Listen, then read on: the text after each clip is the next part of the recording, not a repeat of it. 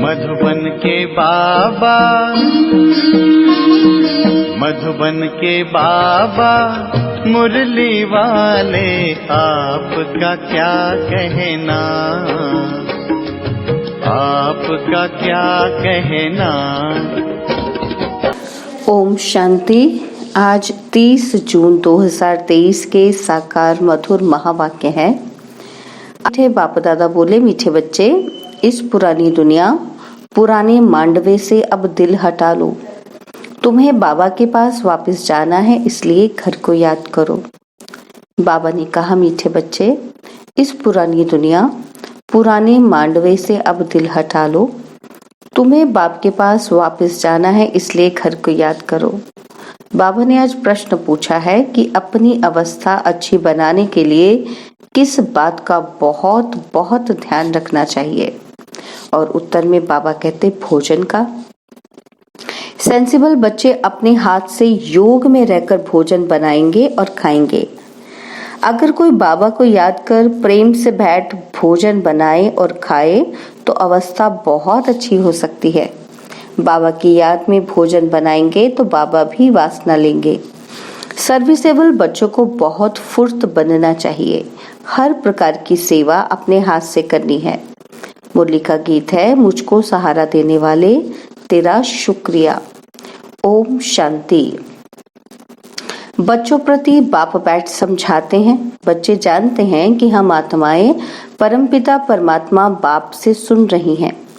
आगे सत्संगों में तुम ऐसे नहीं समझते थे कि हम आत्माएं परमपिता परमात्मा से सुन रही हैं। यहाँ बच्चे बाप के और बाप बच्चों के सम्मुख हैं। बाप निराकार हैं और आत्मा भी निराकार है ना। कितने ढेर के ढेर बच्चे हैं, यह बाप बिगर और कोई कह ना सके। जो बाप के सम्मुख ब्राह्मण ब्राह्मणियां हैं, उनको ही बाप बैठ समझाते हैं। तुम जानते हो, इस समय हम सब पाप आत्माएं हैं। यह कोई पुण्य आत्माओं की दुनिया नहीं है। पुण्य आत्माओं की दुनिया सत्य को कहा जाता है। अभी तुम बच्चों को बेहद का बाप राजयोग सिखला रहे हैं। अब बाप कहते हैं कि इस पुरानी दुनिया में देह सहित जो कुछ है उनको भूलना है, उनसे वैराग्य आना चाहिए। यह है बेहद का वैराग्य। तुमको कोई जंगल में नहीं जाना है, रहना ग्रस्त व्यवहार में ही है, परंतु इस पुरानी दुनिया से दिल नहीं लगानी है। यह कलयुग का मांडवा है। इस मांडवा में जब सतयुग था तो देवी देवताओं का राज्य था, उन्हों का पाठ बजता था। अब यह मांडवा पुराना हो गया है। पुण्य आत्माओं की दुनिया सत्य को कहा जाता है। अभी तुम इन आंखों से जो कुछ देखते हो वह पुरानी चीज ही है। यह 84 जन्म पूरे करने हैं तो इस पुरानी दुनिया से दिल नहीं लगानी है, दिल लगानी है नई दुनिया से। अब तो ये वापस पुराना शरीर छोड़ हमको वापस जाना है। खुशी रहनी चाहिए कि बाबा हमको फिर से वापस ले जाने आए हैं। फिर से हमको स्वर्ग में जाकर पाठ बजाना है। गोया ग्रस्त व्यवहार में रहते ममत्व मिटा देना चाहिए। पुरानी दुनिया को कब्रिस्तान बनना ही है। नाटक के एक्टर्स पाठ पूरा करते हैं तो फिर घर याद पड़ता है। तुम भी जानते हो कि हम ब्राह्मणों ने 84 जन्मों का पाठ बजाया। 84 का चक्र ही कहा जाता है। वर्णों को याद करना पड़ता है। शिव बाबा बैठ फूलों को देखते हैं, इनकी आत्मा भी देखती है और फिर बाबा को भी याद करती है। बाबा ने हमको ये ज्ञान सुनाया है। वही बाप टीचर सतगुरु है। कोई शास्त्र तो हाथ में नहीं है।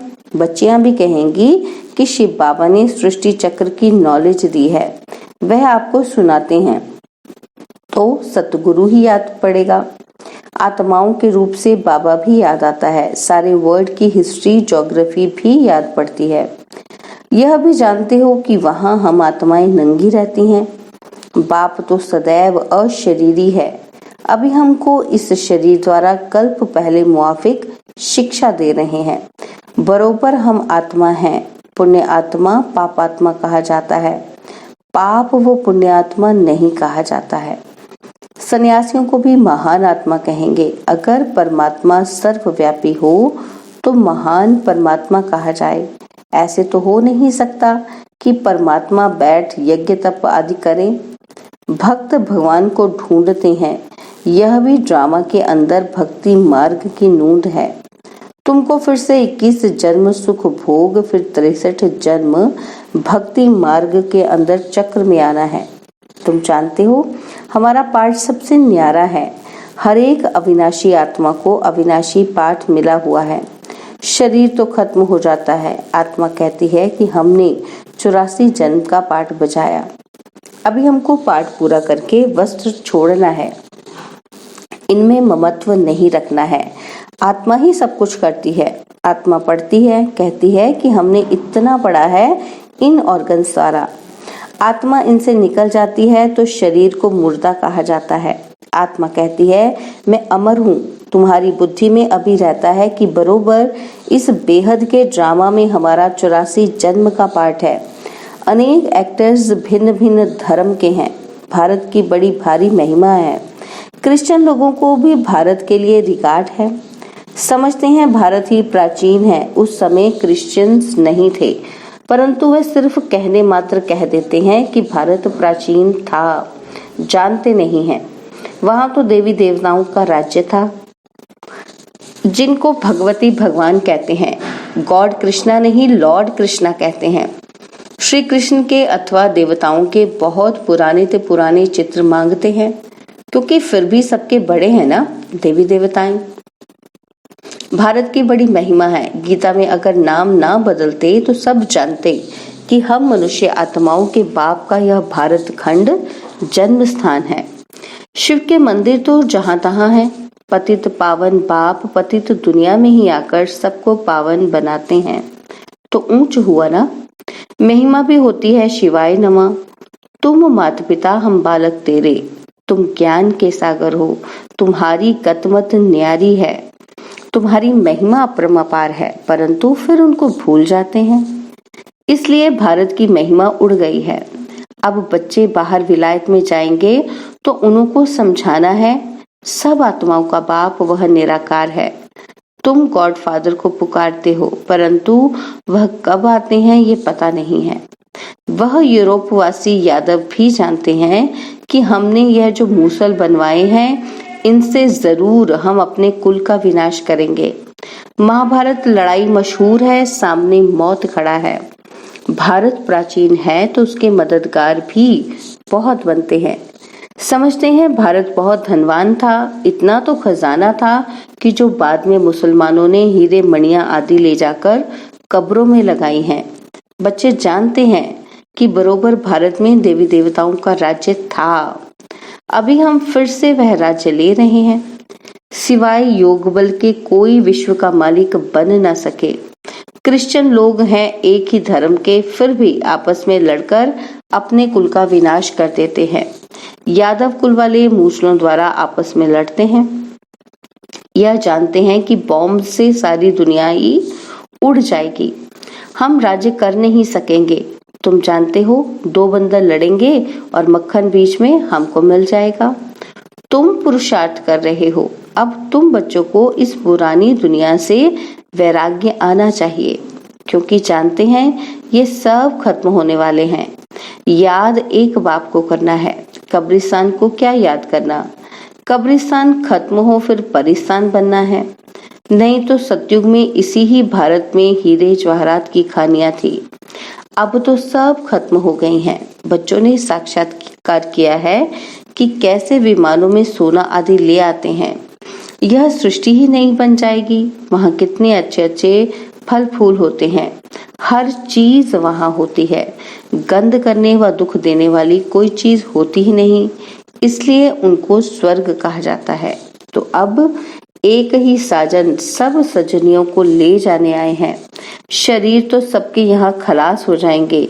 यह होलिका आदि सब यहाँ के उत्सव हैं, परंतु उनके महत्व का यथार्थ किसी को पता नहीं है।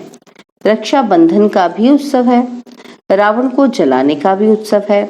बाबा ने समझाया है कि सारी सृष्टि इस समय रावण का घर है, सब शोक वाटिका में है, कितने दुखी हैं, तो सबसे ममत्व मिटा देना चाहिए। अभी हम वापिस घर जा रहे हैं, घर को ही याद करना है। सतयुग में जब शरीर बूढ़ा होगा तब समझेंगे। अब यह पुराना शरीर छोड़ नया लेते हैं। अभी तुम समझते हो कि हमको वापस जाना है, इसलिए देह अभिमान छोड़ना है। दुनिया इन बातों को नहीं जानती। कह देते हैं आत्मा सो परमात्मा और परमात्मा सो आत्मा। बाप समझाते हैं कि ये झूठ है। अगर भक्त ही भगवान है तो फिर भगवान को क्यों याद करते हो? पतित पावन तो एक निराकार बाप गाया हुआ है। कहते हैं मुझे पतित दुनिया में ही आना पड़ता है, फिर इनको और तुम सब बच्चों को पावन बनाता हूँ। सारी दुनिया को पावन बनाकर वापस ले जाता हूँ। वहाँ परम धाम में सब आत्माएं पवित्र ही रहती हैं। फिर यहाँ रजो सतो तमो में पास आकर अंत में पतित बन पड़ी हैं। ये है सबका अंतिम जन्म। लक्ष्मी नारायण भी अब अंतिम जन्म में है। पतित पावन एक ही बाप है। इस सृष्टि चक्र को समझना बहुत सहज है। माताएं भी इस गोले पर अच्छी रीति समझा सकती हैं। इसमें सिर्फ बुद्धि की समझ चाहिए। चित्र पर समझाना बहुत सहज है। बाप बिगर यह नॉलेज कोई समझा नहीं सकता और कोई के पास यह चित्र है ही नहीं। इन चित्रों का बहुत बहुत मान होगा। बाबा कहते हैं जो पढ़े लिखे हैं उनको यह झाड़ त्रिमूर्ति का चित्र भेजो, विलायत में भी भेज दो। इनसे फर्स्ट क्लास सर्विस हो सकती है। रूबरू जाकर समझा सकते हो। यह भी नॉलेज है ना। कॉलेजों में ये नॉलेज होनी चाहिए तो उनको बेहद के हिस्ट्री ज्योग्राफी की नॉलेज मिले। जो ब्राह्मण कुल के होंगे उनको तीर लग जाएगा। भिन्न भिन्न प्रकार के डायरेक्शन बाबा देते रहते हैं। बच्चों को कभी जोश आता है, फिर ठंडे सोडा वाटर हो जाते हैं। बड़ी बड़ी यूनिवर्सिटीज में यह चित्र जाएंगे तब तो किसी को तीर लगेगा ना। तो विलायत के बड़े बड़े आदमियों को फ्री दो। बेहद का बाप कहते हैं तुम फ्री दे सकते हो, परंतु ऐसे नहीं कि ट्रॉम व बस में जो मिले उनको देते रहो। लायक भी देखना है। इनमें बड़ी अच्छी नॉलेज है। बड़े बड़े दुकानों पर भी दे सकते हो। मेहनत करनी चाहिए ना। सर्विसेबल बच्चे सर्विस कर सकते हैं। हर एक की अपनी अपनी सर्विस है। माताओं को भी घर में सर्विस करनी है। चित्र उठाकर फिर प्यार से बैठ समझाओ। छोटे छोटे बच्चों को चित्र पर बताया जाता है ना। कोई 4 मास का बच्चा है, कोई 6 मास का, कोई 2 मास का। अब तुम्हारी बुद्धि में है कि 84 जन्म कैसे लेते हैं। अब ब्राह्मण बने हैं, फिर देवता बनेंगे, फिर क्षत्रिय। ऐसे ऐसे अपने से बातें करनी चाहिए। तुम पारलौकिक बाप से बातें करने वाले हो। यह है विचार सागर मंथन करना। जितनी सर्विस करेंगे उतना इजाफा मिलेगा। तुम गॉडली सर्विस पर हो। बाबा कहते हैं बल ग्रस्त व्यवहार की संभाल करो। 8 घंटा इस सर्विस में लगाओ। तुमको बेहद का खजाना मिलता है। सारा दिन बुद्धि में यह सुदर्शन चक्र फिरना चाहिए। 84 का चक्र याद आना चाहिए। ये भूल क्यों जाते हो? जितना सिमरन करेंगे उतना बाप के गले का हार बनेंगे और फिर विष्णु के गले का हार बनेंगे। घड़ी घड़ी बच्चों को समझाया जाता है। यहाँ धारणा अच्छी होगी क्योंकि यहाँ कोई मित्र संबंधी आदि तो है नहीं। सर्विसेबल वह जो सारा दिन सर्विस में लगा रहे। बाबा की मुरली सुने, रिपीट करे, नोट करे। टीचर समझते हैं कि हमारे स्कूल से बहुत पास हो निकले तो गवर्नमेंट इजाफा देगी। तुम ब्राह्मणों को भी ऐसा रहना चाहिए कि हम झुंड का झुंड अच्छा तैयार कर बाबा के पास ले जाएं। इनको कहेंगे सेंसिबल। अगर कोई मेहनत नहीं करते तो रिपोर्ट आती है आराम तो हराम है। टीचर ऐसा फुर्त होना चाहिए जो 10 सेंटर्स संभाले, इधर उधर भागता रहे। 5-6 घंटा नींद काफी है, बाकी मेहनत करनी चाहिए। अच्छे सेंसिबल बच्चे कोशिश कर भोजन भी अपने हाथ से बनाएंगे। बाबा को याद कर प्रेम से बैठ भोजन बनाएं और खाएं तो अवस्था बहुत अच्छी रहेगी। बाबा भी चाहते हैं कि अपने हाथ से बनावें। बाबा को याद कर बनाएंगे तो बाबा को भी वासना मिलेगी। बाप की याद से बहुत अच्छी उन्नति होगी। सुदर्शन चक्र फिराते रहो। अच्छा, मीठे मीठे सिकिलते बच्चों प्रति माता पिता बाप दादा का याद प्यार और गुड मॉर्निंग रूहानी बाप की रूहानी बच्चों को नमस्ते। हम रूहानी बच्चों की रूहानी बाप दादाजी को दिलवा चांद सिकवा प्रेम से नमस्ते। ओम शांति। प्यारे बाबा, मीठे बाबा, मेरे बाबा, शुक्रिया बाबा, शुक्रिया बाबा, शुक्रिया। धारणा के लिए मुख्य सार है। पहला पॉइंट है, अपने आप से व पारलौकिक बाप से बातें कर विचार सागर मंथन में बुद्धि को बिजी रखना है, स्वदर्शन चक्रधारी बनना है। और सेकंड पॉइंट है, अभी हम वापस घर जा रहे हैं, यह शोक वाटिका है, इससे ममत्व मिटा देना है, नई दुनिया से अपनी दिल लगानी है। बाबा ने आज वरदान दिया कि दिलाराम बाप की याद द्वारा तीनों कालों को अच्छा बनाने वाले इच्छा मुक्त भव। जिन बच्चों के दिल में एक दिलाराम बाप की याद है वे सदा वाह वाह के गीत गाते रहते हैं। उनके मन से स्वप्न में भी हाय शब्द नहीं निकल सकता, क्योंकि जो हुआ वह विवाह, जो हो रहा है वह विवाह, और जो होना है वह भी वाह। तीनों ही काल वाह वाह हैं, अर्थात अच्छे ते अच्छा है। जहाँ सब अच्छा है वहाँ कोई इच्छा उत्पन्न नहीं हो सकती, क्योंकि अच्छा तब कहेंगे जब सब प्राप्तियां हैं। प्राप्ति संपन्न बनना ही इच्छा मुक्त बनना है। स्लोगन है, संस्कारों को ऐसा शीतल बना लो जो जोश व रोब के संस्कार इमर्ज ही ना हो।